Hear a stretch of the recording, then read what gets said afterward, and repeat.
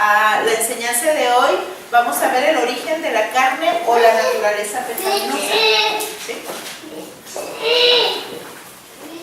Dice la palabra, si somos hechos a semejanza de Dios, nuestro patrón es el mismo.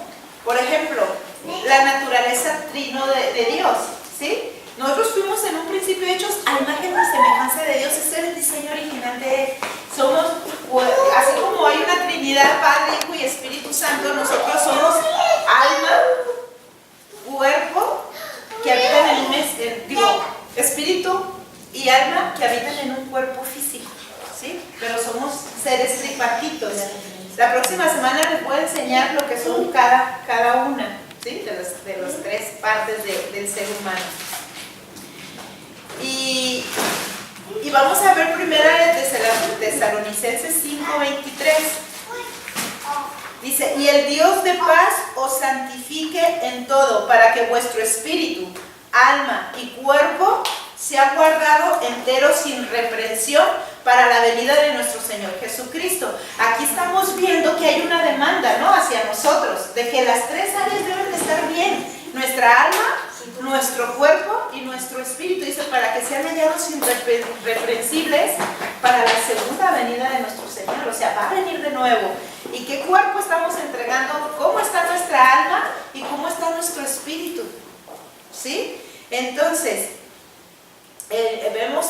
sabemos, fíjese, que trágicamente el ser humano se apartó de la intención original para con Dios, que Dios tenía para con nosotros.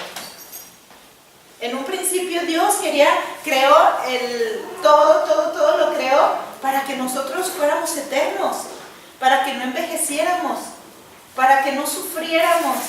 Pero el hombre, a causa del pecado, se apartó del diseño original. ¿Sí? Ahora, ¿qué fue lo que pasó? Eso dice que cuando Satanás tentó a Adán y a Eva a desobedecer, ellos sucumbieron hacia esa tentación y cayeron. Y las consecuencias pues son muy claras, ¿no? Vemos cómo el diablo siempre te va a proponer que caigas. El diablo siempre te va a proponer que peques, que caigas en avaricia, en vanagloria, en X cosas, en todas las cosas que hay en el mundo. El diablo siempre te lo va a proponer, pero no lo podemos culpar a él de que hayamos nosotros caído en esa tentación. Porque ahorita Adán y Eva pues no tenían conocimiento del bien y del mal, pero nosotros ya lo sabemos. Hasta cierto punto tenemos más ventaja que la que tuvieron ellos. Ellos no sabían. Ahorita nosotros ya sabemos lo que es bueno y lo que es malo. Que caigamos o sucumbamos ante la tentación de Satanás, ya es responsabilidad de nosotros y vamos a dar cuentas de todo ello. Ahora, por ejemplo, aquí vemos cómo las consecuencias hasta el día de hoy han seguido impactando a la consecuencia de ellos.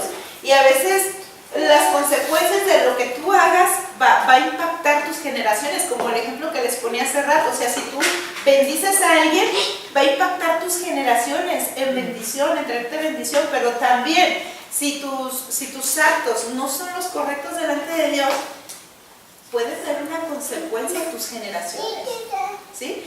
Lo que hizo Adán y Eva, pues hasta ahorita a toda la humanidad les ha traído una consecuencia. Fíjense, dice que su espíritu murió y su alma fue corrompido por esa naturaleza de pecado. ¿Cómo, pastora, que su espíritu murió? Sí. Por eso habla, muchas veces dice, deja que los muertos entierren a sus muertos. Pasaste de muerte a vida. ¿Sí? Una vez que conoces a Cristo, pasas de muerte espiritual a una vida espiritual en Cristo. ¿Por qué? Porque cuando tú aceptas a Jesús como tu Señor y Salvador, el Espíritu Santo entra y toma el lugar donde había muerte. Por eso mucha gente en el mundo que no ha aceptado a Cristo como su Señor y Salvador, no mora el Espíritu Santo de ellos, hay una muerte espiritual. Han sucumbido. Es más, ahorita yo les comentaba la semana pasada, digo, ¿por qué mucha gente todo le parece bueno, nada le parece malo? Ay, es que ustedes todos lo ven mal, ustedes todo, ¿por qué lo ven bueno? Adán y Eva también vieron que el árbol era bueno, pero ¿cuál fue su fin? ¿Sí? Entonces, el punto es que, fíjese, esa misma tentación quiso venir a Jesús. El diablo le volvió a proponer a él lo mismo que le propuso a Adán y Eva. Le mostró, le propuso primero alimentarse y luego la vanagloria, todo, pero Jesús no cayó, no sucumbió ante esa tentación. Y el diablo sigue tentando igual. Te va a tentar con la vanagloria, te va a tentar con la avaricia de que decías posesión económica, que decís riquezas, que decís lo que otros tienen, que decís, o sea, esa es la tentación de Satanás, que siempre va a querer que tú sucumbas ante esas tentaciones, ante las mismas. Primero, como tu identidad como hijo de Dios. Si eres hijo de Dios, ¿sí? Y luego Adán y Eva, ay, ¿a poco les dijo que si comieran de ese fruto? No, lo que pasa es que van a ser igual a él, o sea, el ego. O sea, todo siempre te va a tratar de tentar con las cosas que te atrae tu carne. ¿Por qué? Porque era parte de la naturaleza pecaminosa, que siempre está la lucha con tu espíritu. Entonces, una vez que tú recibes al Espíritu de Dios que resucita en ti, vas a sufrir una transformación de muerte a vida, ¿sí? Fíjese, dice, el espíritu de Adán y Eva murió y su alma fue corrompida por esta naturaleza de pecado. Su cuerpo pasó a estar sujeto al envejecimiento y enfermedad y muerte. Porque antes de eso no, el diseño era de que tuvieran vida eterna, que no envejecieran, que no murieran, que no se enfermaran. O sea, eso era no estaba en el plan de Dios para nosotros. Y lo que Él quiere es regresarnos a ese diseño original. Por eso no envejezco. Por eso las mujeres se quitan los años, ¿verdad? Y fueron arrojados, fíjese, muerte, y fueron arrojados del huerto del Edén. El huerto representaba la gloria de Dios. Como yo me puedo ver que hasta ahorita, en cuenta, cuando una persona quiere seguir pecando, quiere vivir en el pecado, ¿qué es lo que hace? Se aparta de la gloria de Dios, se aparta de la presencia de Dios. Empezamos a ver que dejan de venir a orar, dejan de venir a los servicios, dejan de venir a esto y terminan sucumbiendo ante la tentación del enemigo. Y al rato las ves bien envueltas en el mundo otra vez, o envueltos en el mundo, en los deseos carnales otra vez. Sucumbieron ante la tentación, ante la propuesta que les hizo Satanás. Porque siempre te va a proponer que hay algo mejor que venir a la iglesia. Siempre te va a poner un panorama mejor que venir a buscar a Dios. Te va a poner el cansancio, te va a poner la fiesta, te va a poner mil cosas. Te va a proponer antes de que vengas tú a la iglesia. Ay, no, es que no tuve, ay, es que vi que el árbol era bueno. Ay, es que siempre te va a proponer que hay algo mejor que su presencia. ¿Por qué? Porque la intención de Él es apartarte de la presencia de Dios. ¿Sí? Fíjese, en un principio, Adán y Eva eran a los que se les había dado todo el poder y toda la autoridad para enseñorear la tierra. Satanás no tanto le interesaba destruir a Adán y Eva, le interesaba tener el poder que se les había dado, porque Satanás ya había sido despojado del poder. Satanás ya había sido arrojado a la tierra antes que Adán y Eva. ¿Por qué creen que la tierra estaba desordenada y vacía? Ya había sucedido la rebelión en el cielo y había sido expulsado. Y había sido enviado aquí a la tierra. Y cuando ve que planta Adán y Eva, primero pone orden Dios, se planta Adán y Eva y les da más autoridad de que la que tenía Satanás, porque Satanás no puede operar a menos de que le des autoridad. ¿Sí? Entonces, ¿qué es lo que dice? Le voy a quitar la autoridad. Entonces, ellos rindieron toda la autoridad que Dios les había delegado a Adán y Eva, se la entregaron a Satanás.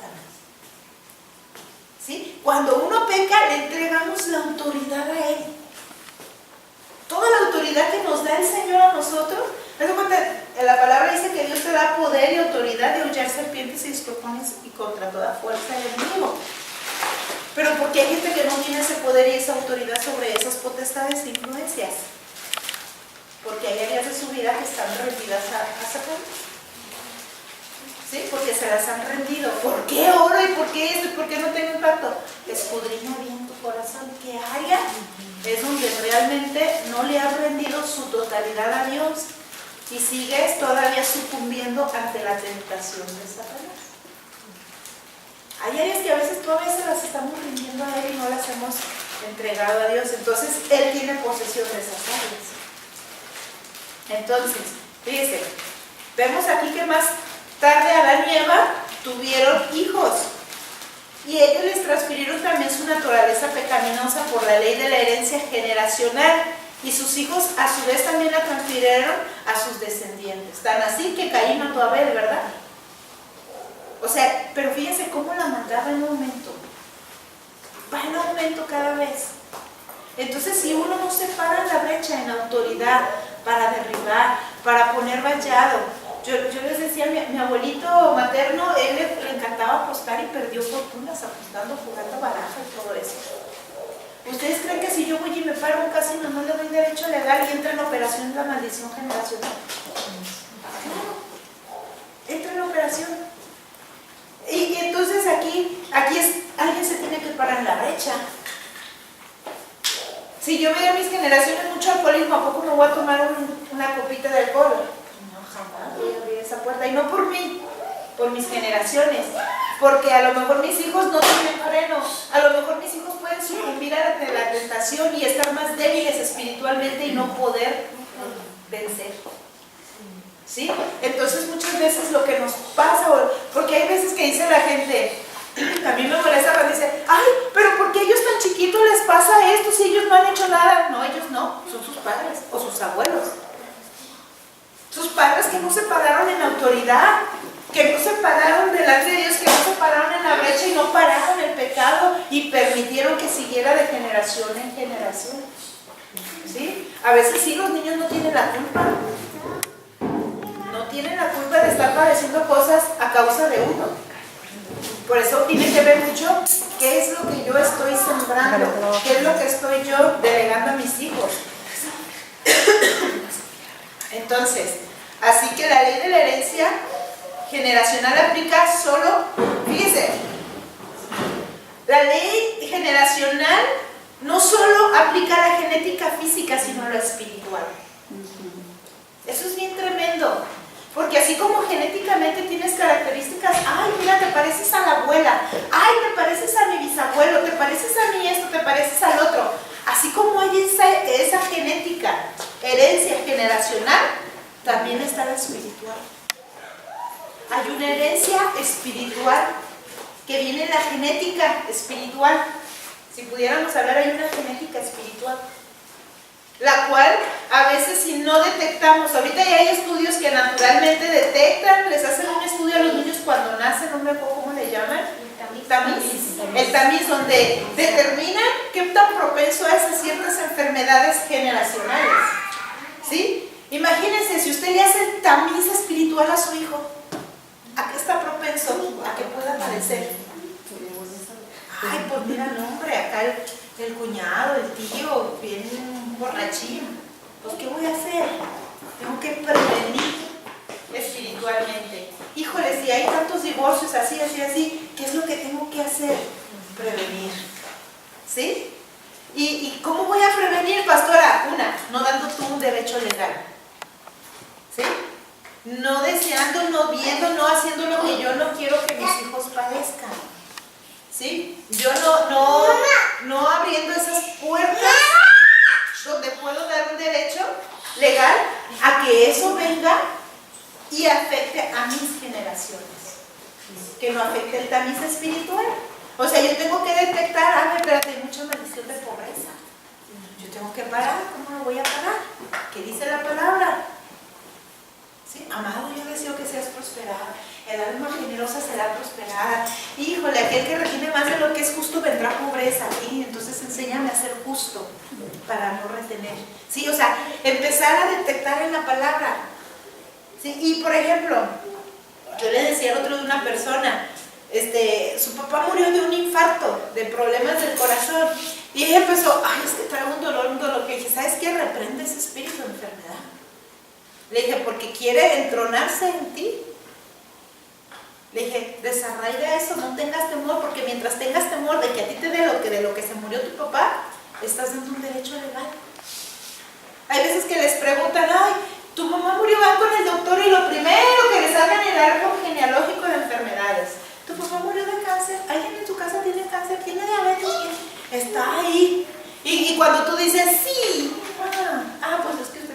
parece, ¿no? Ya te lo aplican. Entonces a mí cuando me preguntan, yo siempre les digo que no. En su casa muerto de cáncer, su papá murió de cáncer, su papá tiene cáncer. No. Oiga, pues todos son muy sanos, pues gracias a Dios, fíjese. Porque mi padre es Dios y mi hermano es Jesucristo. Y la sangre de Cristo que hay en mi genealogía, no hay ninguna enfermedad. No estoy mintiendo, estoy hablando con la verdad. Porque en mi genealogía, que yo pasé a la genealogía de Jesucristo, no a la genealogía adámica, sino que pasé a la genealogía de Cristo, no hay enfermedad. ¿Y por qué voy a aceptar?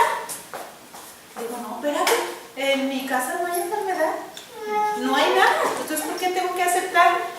Es más, de hecho mis dos abuelas murieron de viejas, de viejitas, una de 102 y otra de 98 años, y las dos murieron de viejitas, o sea, no tenían nada, yo que sepa no tenían nada. Entonces yo con eso me quedo. Si las tías, yo no sé ni de qué murieron las tías, ni me interesa saber. ¿Sí? Entonces yo no voy a aceptar una maldición de enfermedad, menos de pecado de alguien más. Entonces yo cancelo, paralizo y desbarato y levanto muros y antemuros de protección, pongo vallado alrededor de mis hijos, alrededor de mis generaciones, para que ni el ángel de la muerte lo toque. ¿Amén? Amén. Entonces hay que estar declarando. Fíjese, así entonces nosotros vamos a parar esas herencias. ¿Cómo las vamos a parar? Con la palabra de Dios. Por eso es importante leer la Biblia, conocer la palabra, conocer las promesas de Dios, porque si usted no las conoce, ¿con qué se va a defender? Mire, los ángeles ejecutan la palabra de Dios y están para servirnos en el nombre de Jesús. Pero si yo no conozco la palabra, fíjese, aquí vemos en Salmos 51:5, vemos aquí como el mismo rey David decía: he aquí, en maldad he sido formado y en pecado me concibió mi madre. Porque se cree que el rey David había sido producto de un adulterio. Porque lo tenían allá relegado, él tenía a sus hijos acá con su esposa y él lo tenía relegado allá cuidando las ovejas. Por eso dice: en pecado me concibió mi madre. Pudo haber sido fruto de la adulterio. Pero fíjese, aún con todo eso, Dios tuvo un propósito para conmigo. O sea, tú pudiste haber sido concebido por el pecado no, pero a Dios no le interesa que le rinda su corazón. ¿Sí? Él quiere cambiar la historia de nosotros. Ahora, fíjese, la decisión de Adán de desobedecer a Dios trajo muerte a su espíritu y corrupción a su alma y a su cuerpo. Y vemos cómo hay patrones, no sé si se ha fijado, o sea, tarde o temprano, la persona que vive en el pecado constantemente, no sé si ha fijado personas que se la viven metiendo cizaña, iracundas, faltas de perdón, buscando la maldad. ¿Cómo se enferman esas personas? Se la viven enfermas. ¿No se ha topado con gente que, oh, y ahora de esto, y ahora de aquello, y ahora de aquello? Y empiezas a escudriñar su vida y dices: ay, Dios mío, pues ahora entiendo. ¿Sí? Fíjese, el otro día estaba leyendo en un Proverbios donde decía que el buen ánimo, que cuando decae el ánimo, el cuerpo se enferma y muere.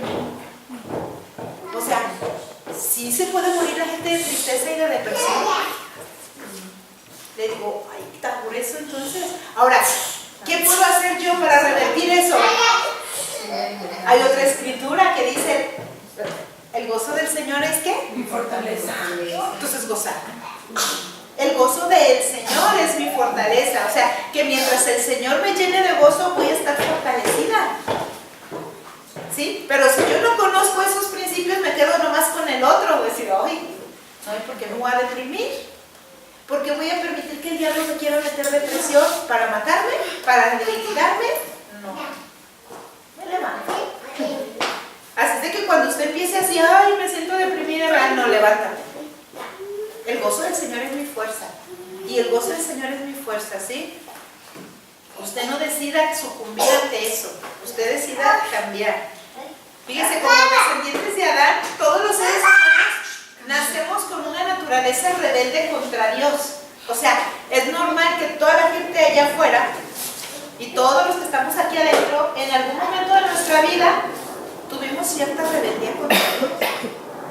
¿Sí? Cierta rebeldía. No queríamos saber de Dios, estábamos enojados con Dios, peleábamos y de todo culpábamos, de todo lo malo culpábamos a Dios. Cuando Él no era el culpable, eran nuestras propias rebeliones que nos traían como consecuencia lo que estábamos pasando. ¿Sí? Entonces, esa es una naturaleza, por eso a la gente le cuesta obedecer. Fíjese que lo que más cuesta a las personas es obedecer. Usted le dice, ay, llama a fulanito y lo vas a amar. Y dice, ay, uy, sí. Pero el obedecer, desde chiquitos, es más, ahí lo vemos. No se callan, ¿verdad? No se callan y no se callan. O sea, porque es lo que más cuesta. Porque queremos hacer nuestra voluntad. No hay más claro ejemplo de veras que ver a un niño, porque a veces así nos portamos ante Dios. Dios nos está diciendo que hagamos, que no hagamos y que no hagamos, y caemos, y caemos. Y sucumbimos ante la rebeldía, ¿no? Fíjese, ¿y por qué pasa esto? Por la herencia. Porque todavía seguimos trayendo esa herencia pecaminosa. Por eso es que les decía yo la semana pasada que el alma y el espíritu, la carne y el espíritu es una lucha constante. Estamos luchando constantemente tu carne contra el espíritu. Porque tu carne quiere pecar, quiere seguir en esa actitud rebelde contra Dios. Y tu espíritu te quiere jalar a que obedezcas a Dios. Y es esa pelea constante. Ay, sí me dijeron esto, pero ay, ¿cómo me cuesta obedecer? Hay quienes sí deciden obedecer y hay quienes sucumben ante la desobediencia. Y ahí viene otra vez. Y luego, ¿por qué mi hijo no me hace caso? ¿Por qué no me hacen caso mis hijos? Porque ahora sí, como les decía hace ratito, porque hay un derecho legal. ¿Sí? Porque si tú no estás obedeciendo lo que Dios te está llamando a que hagas, ¿cómo quieres tener el poder y la autoridad si tú ya se la rendiste a Satanás con tu desobediencia? Quiero que mis hijos me obedezcan, quiero que mis hijos esto, pues eso tú hazlo para con Dios. No podemos exigir para abajo lo que para arriba no hacemos. No hay poder, no hay autoridad. ¿Sí? Entonces, ¿quieres tener poder? ¿Quieres tener autoridad? Pues ríndela. Rinde tu obediencia a Dios, ¿sí? Ahora, fíjese, cómo la gente siempre quiere vivir una vida independiente y con propósitos egoístas en su mayoría. Y de la misma manera vimos a Satanás que lo hizo, porque él quería la alabanza y la adoración para él solo. Porque él era el encargado de ministrar la alabanza y la adoración a Dios. Era un ángel bello, hermoso, que era el encargado de hacer eso, pero como veía el brillo, creía que el brillo salía de él. Y no. Entonces, el egoísmo es parte de esa naturaleza pecaminosa a la que debemos de rendir. Porque siempre pensamos, y ahí entra lo que hablábamos hace ratito, o sea, el pensar nada más en mí y no pensar en los demás. Cuando dejamos de pensar en nosotros y pensamos en los demás, esa área ya la rendimos. Esa área ya se la rendimos a Dios. Entonces en esa área vamos teniendo autoridad. Ya no se tienen que portar egoístas conmigo porque yo no soy egoísta. ¿Sí? Yo no tengo que sufrir las consecuencias del egoísmo del otro cuando yo ya lo estoy rindiendo, porque yo no estoy siendo egoísta. ¿Sí? Entonces, aquí vimos que eso fue lo que separó a Satanás de Dios para ir en pos de sus propios deseos. Y fue lo que separó a Adán y Eva para ir en pos de sus propios deseos. Y es lo que hasta el día de hoy a mucha gente nos sigue separando de Dios, para ir en pos de sus propios deseos. Ay, no, es que yo quiero hacer esto, yo quiero hacer lo otro. Ay, no te dejan. Una vez me decía una, pero es que yo quiero seguir yendo a la fiesta y tomar. Entonces ven en pos de tus propios deseos. Le puse fundamentos conforme a la palabra. Le dije, esto es lo que Dios dice en su palabra, pero la decisión es tuya en irte en pos de tus propios deseos y seguir la fiesta y la borrachera, o ir en pos de la voluntad de Dios, que es buena, agradable y perfecta. ¿Sí? Entonces, ahí ni Dios los puede retener, ni Dios mismo los puede retener, porque Dios te dio libre albedrío, pero no culpen a Dios de las consecuencias del mal uso de su libre albedrío. Porque la gente mal usa el libre, ay, pues Dios, sí, Dios te lo dio, pero te dice, aquí pongo delante de ti el bien y el mal. Pero mira, te recomiendo que hagas lo bueno. Pero la gente dice, no, pero ¿por qué? Mejor hago esto. Es cuando tú estás viendo que alguien te dice, ¿cuál ropa se me ve más bonita? Pues mira, a mí siento que esta está más bonita, y te queda bien, el color te sienta. Pues dices, ay no, pero no me siento a gusto, mejor me voy a llevar este. Pues, ¿para qué me pides mi opinión? Y a fin de cuentas te llevaste el que se te ve más mal. ¿Sí? Pero ya fue la decisión de la otra persona.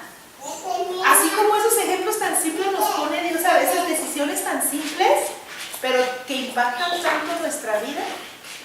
Y tú decides, Dios siempre te va a sugerir lo que es mejor para ti, pero la decisión a fin de cuentas es de cada quien. Dios es un caballero. Y aún así a veces de nuestras malas decisiones aún nos ayuda. Y siempre está ahí, ay, esta ovejita ya se le quebró la pata, deja voy por ella. A veces ya no hay oportunidad, porque muchos han muerto en el pecado.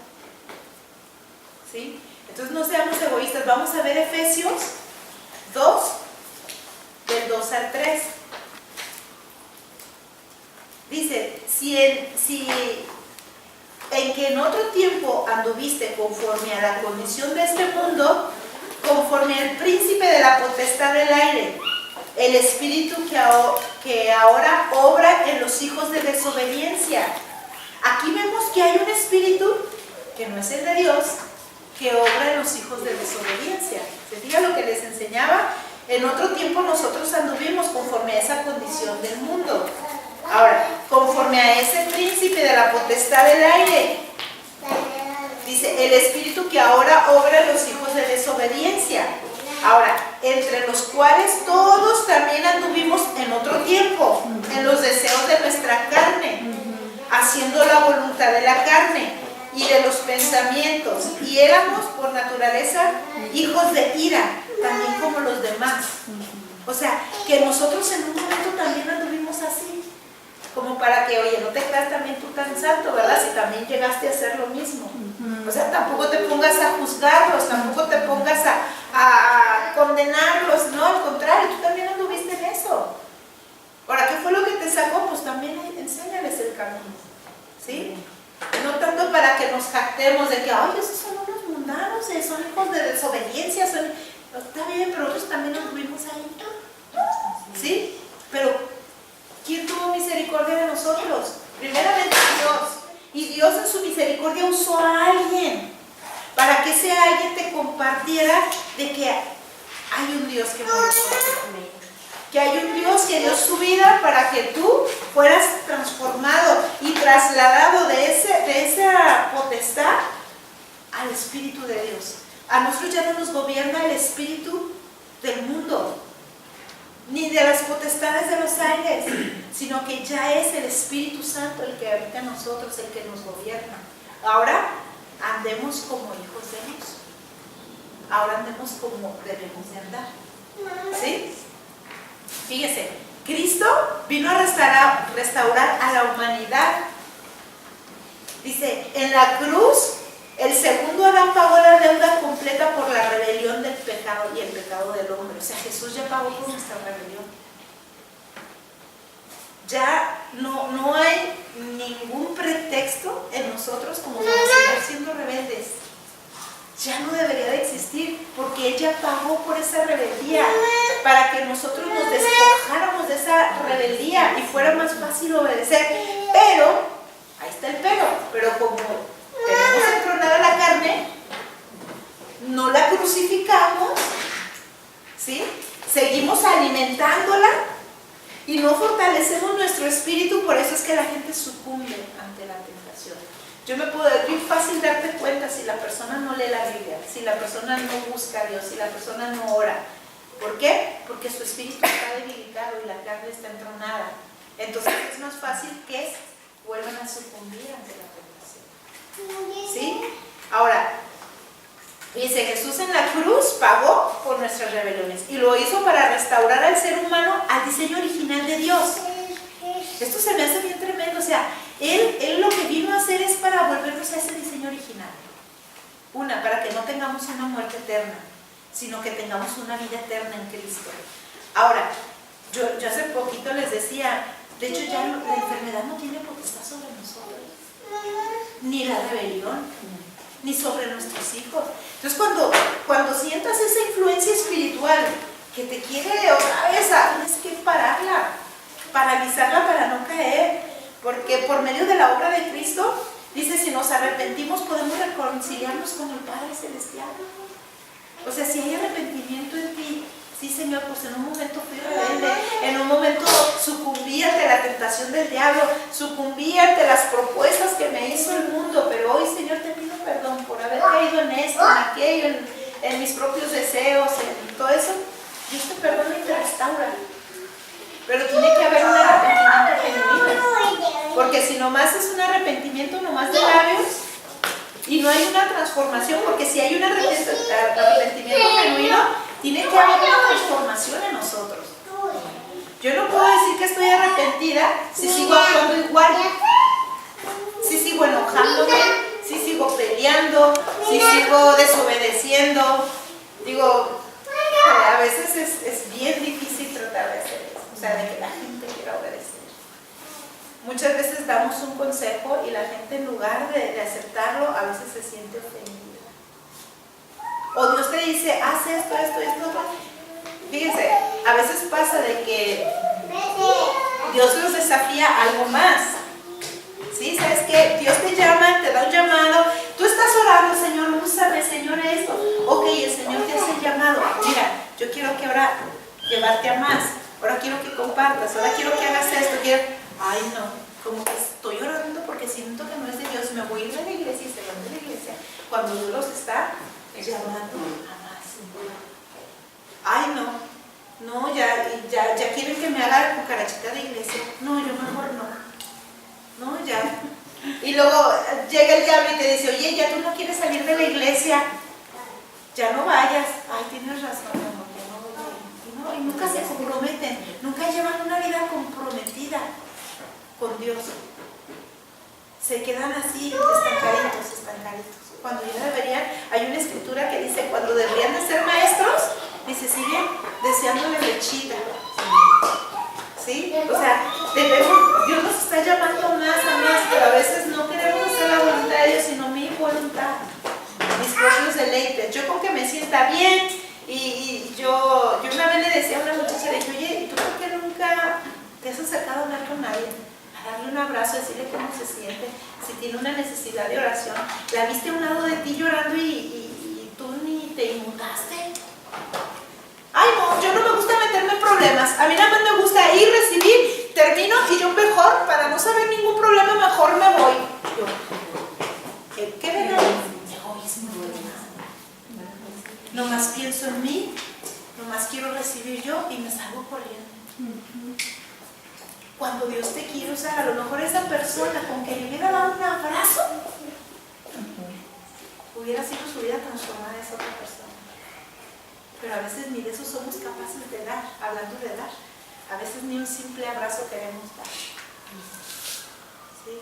Ayer que fui a visitar a una muchacha al hospital, me dice, ay, pastora, ya cuando esté bien, yo la quiero acompañar cada que vaya a ir a visitar a un enfermo. Dice, me siento tan feliz, tan a gusto que usted haya venido a verme.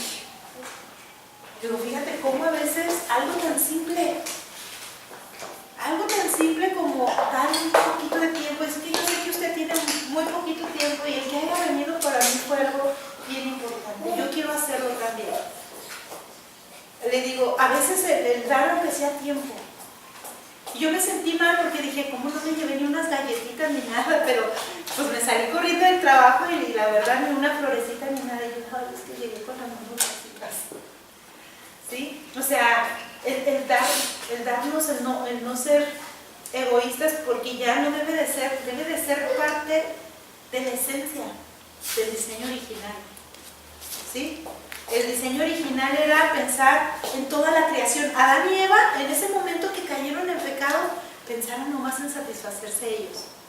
Y todo lo que le había delegado Dios a Adán, tenía que cuidar de toda su creación, tenía que cuidar de todo el Edén. Pero dijo, ay, para mis deleites, ¿no? teniendo todo, pero quisieron deleitarse más de lo que les era permitido. Entonces fueron egoístas, pensaron en ellos nada más, sucumbieron ante la tentación.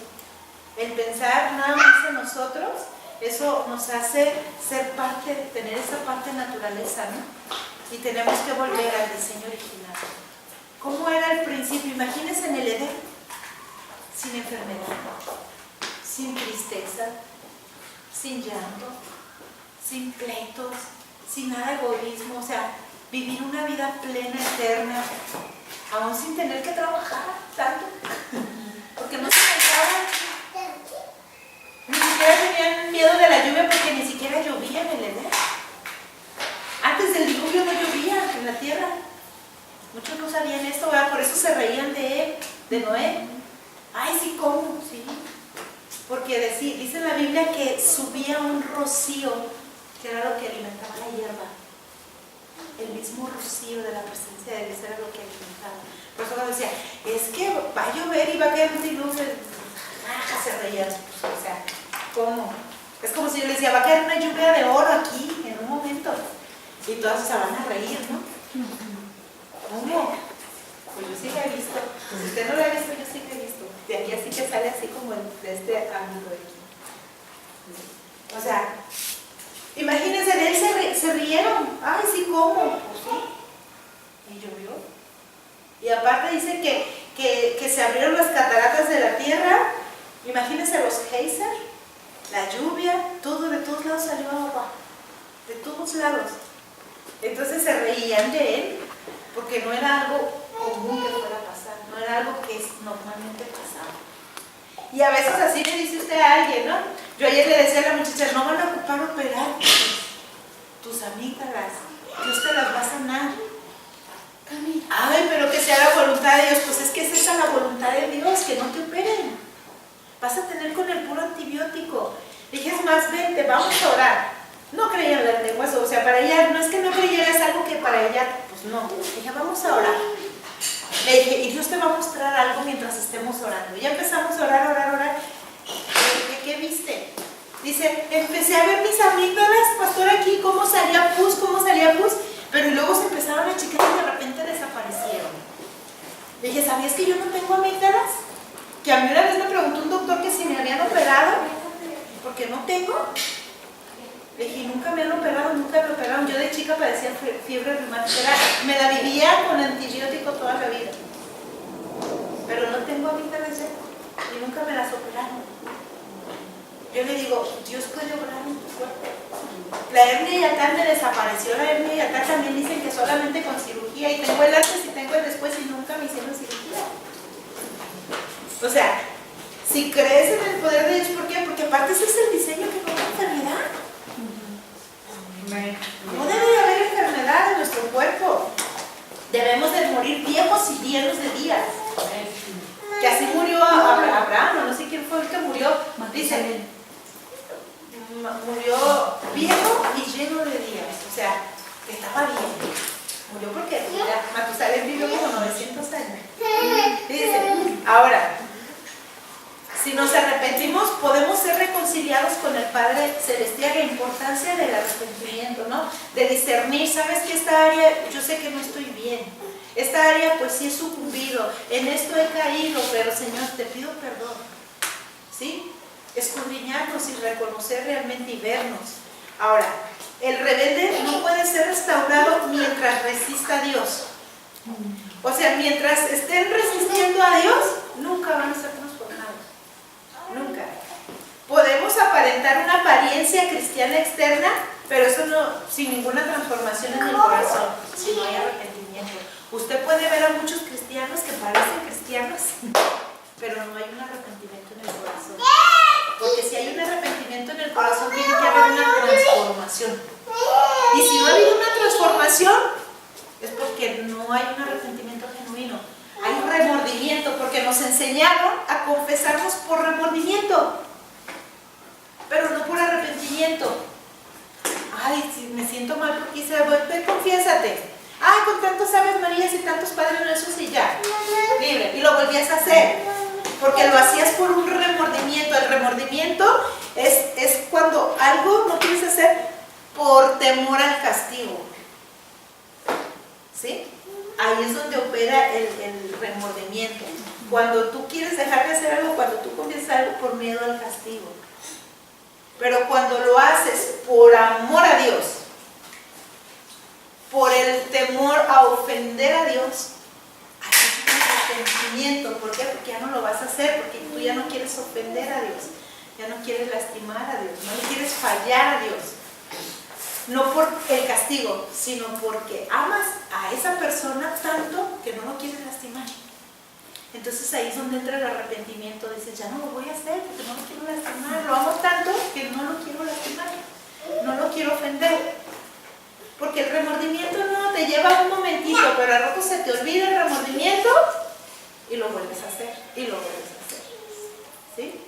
Entonces, cuando hay arrepentimiento tiene que haber una transformación. ¿Vale?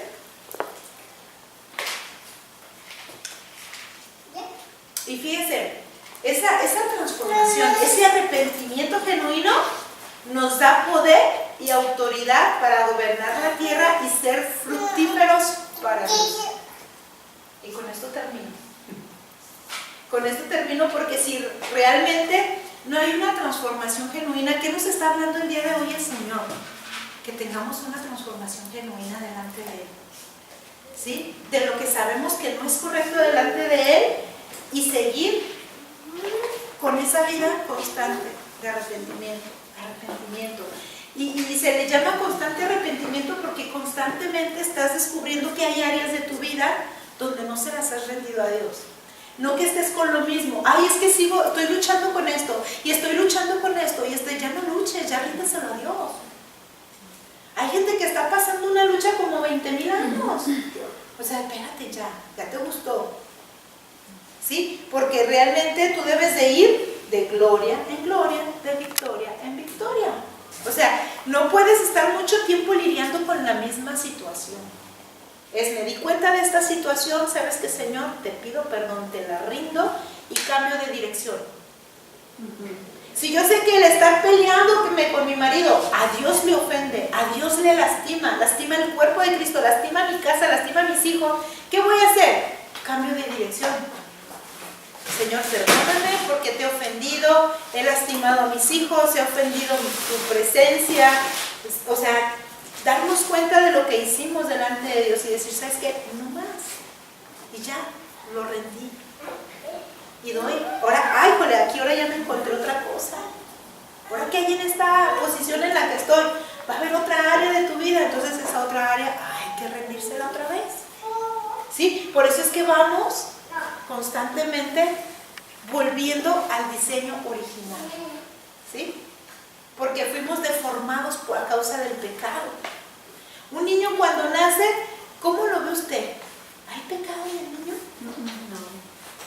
A ese diseño tenemos que volver a ser como niños.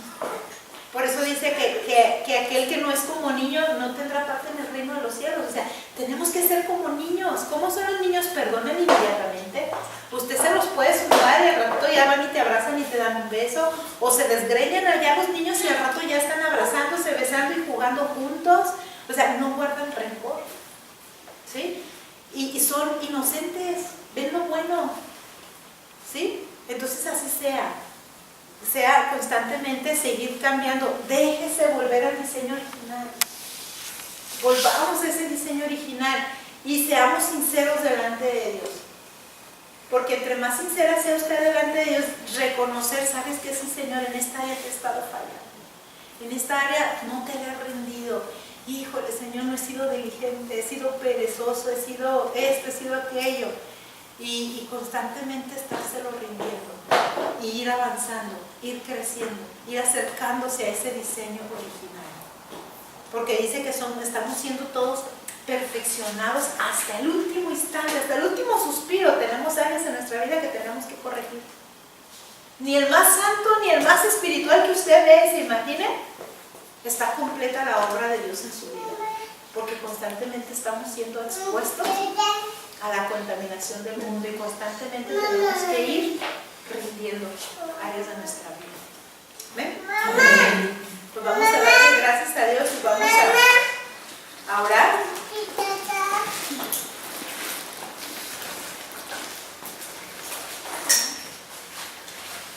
pedirle, voy a poner el tanto de la sangre porque yo pienso que qué mayor cosa que su sangre, ¿no? Que nos limpia, que nos restaura y nos edifica, ¿sabes?